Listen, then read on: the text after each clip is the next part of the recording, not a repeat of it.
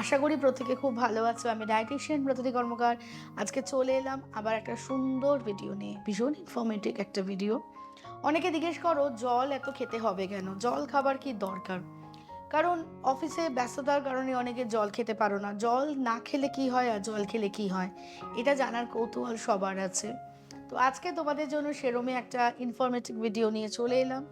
কিন্তু তার আগে তোমাদের কি করতে হবে বলো তো? আমার প্রোফাইল, আমার ইউটিউব চ্যানেল এবং আমার ফেসবুক পেজকে লাইক, শেয়ার অ্যান্ড সাবস্ক্রাইব করতে হবে। দিনে 3 থেকে 4 লিটার জল খাওয়া ভীষণ দরকার। আর গরম আসছে, জল তো খেতেই হবে।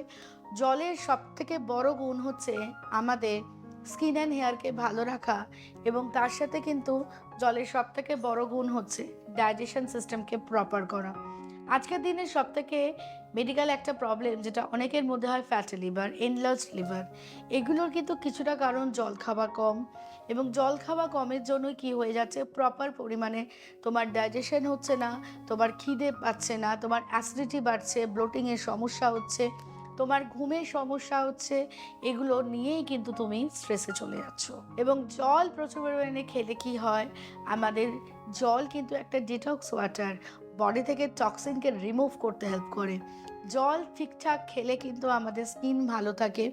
আমরা কোনো অকেশনে যাওয়ার আগে যতই দামি দামি প্রোডাক্ট লাগাই বা খুব সুন্দর একটা ফেসিয়াল করি, কিন্তু জল কিন্তু প্রচুর পরিমাণে না খেলে কিন্তু স্কিন কখনো গ্লো করবে না। আজকের দিনে ড্যান্ড্রফের সমস্যা দেখা দিচ্ছে, সেখানেও কিন্তু প্রচুর জল খেতে হবে। এই যে আমরা খুব স্ট্রেসফুল হয়ে যাচ্ছি, ডিপ্রেশনে চলে যাচ্ছি, তার কারণ আমাদের খিদে পাচ্ছে না, খেতে ইচ্ছা করছে না। এই কারণটা হচ্ছে যেহেতু প্রপার পরিমাণে জল খাচ্ছ না, ডাইজেশন প্রপার হচ্ছে না, সেজন্য খিদে পাচ্ছে না। জল যদি আমরা প্রচুর পরিমাণে খাই তাহলে আমাদের খিদে বাড়বে, গ্যাস অ্যাসিডিটির সমস্যা, ব্লোটিংয়ের সমস্যা কমে যাবে, এবং জল প্রচুর পরিমাণে খেলে কিন্তু ঘুম খুব ভালো হবে। তো আজ থেকে নিয়ম করে 4 বোতল জল ভরো, এবং টাইম টু টাইম সেটা মেনটেন করো। অনেকে ব্রেকফাস্ট করতে করতে জল খাও, এটা কিন্তু একটা বলতে পারো ব্যাড হ্যাবিটস। এবং অবশ্যই নিজেরা যদি গুড হ্যাবিটসটা ক্যারি করো, আমাদের সন্তানদের মধ্যেও কিন্তু সেই হ্যাবিটসটা থাকবে, তারাও দেখবে ঠিকঠাক পরিমাণে জল খাবে। এবং জল সত্যি ঠিকঠাক খেলে, ডাইজেশন প্রপার হলে, এবং আমাদের ইমিউনিটি সিস্টেমটা ঠিক থাকলে আমাদের মুডও কিন্তু ভালো থাকে। এরকম আরও ইনফরমেটিভ ভিডিও নিয়ে আমি অবশ্যই আসবো। তোমরা আমার পেজ, আমার প্রোফাইল, আমার ইউটিউব চ্যানেলকে অবশ্যই লাইক, শেয়ার, সাবস্ক্রাইব করো।